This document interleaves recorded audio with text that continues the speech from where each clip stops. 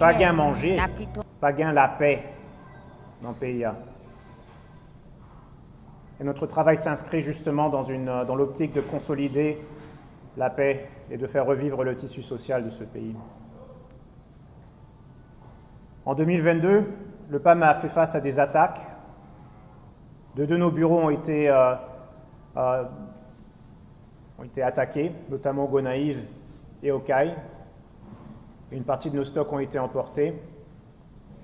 Malgré cela, je suis fier de dire que l'équipe du Programme alimentaire mondial en Haïti a su se relever pour atteindre nos objectifs en matière de bénéficiaires et de distribution. Malgré tout ce qui se passe, nous sommes une agence qui reste au service des Haïtiens et qui est là pour rester, pour apporter une assistance au milieu de cette crise si grave. Maintenant, sur les points que j'aimerais insister aujourd'hui, c'est que l'assistance du PAM, elle s'articule de plus en plus autour d'une stratégie locale, c'est-à-dire d'acheter les produits que nous distribuons sur le marché haïtien.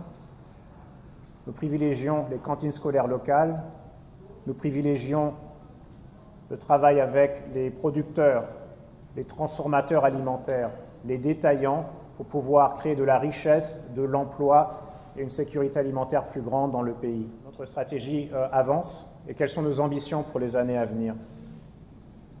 Notre priorité est de travailler en Haïti d'une manière responsable qui habilite les communautés à la base.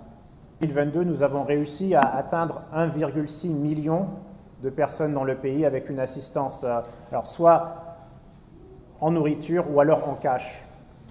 Il est très important de noter qu'on a ces deux canaux disponibles en Haïti et que la partie cash de notre programme s'est accrue au cours des dernières années. Nous avons distribué pratiquement 10 000 tonnes de produits alimentaires dans le pays, dont le quart a été acheté localement. Ce sont des produits qui sont produits et qui ont été achetés en Haïti.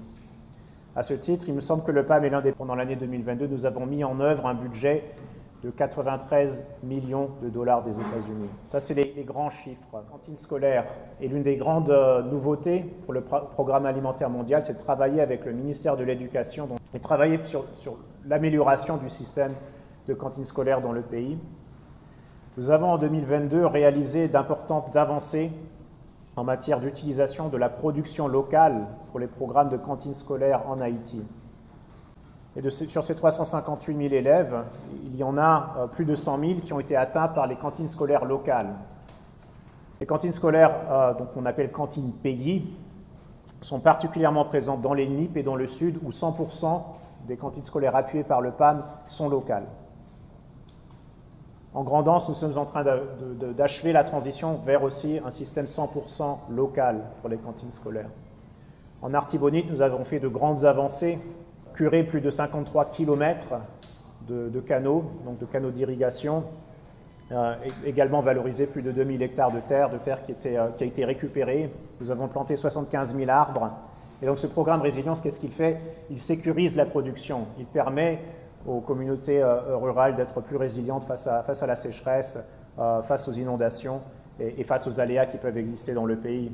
Donc depuis le début de l'année, on a déjà aidé plus qu'1 million de personnes en Haïti et c'est important.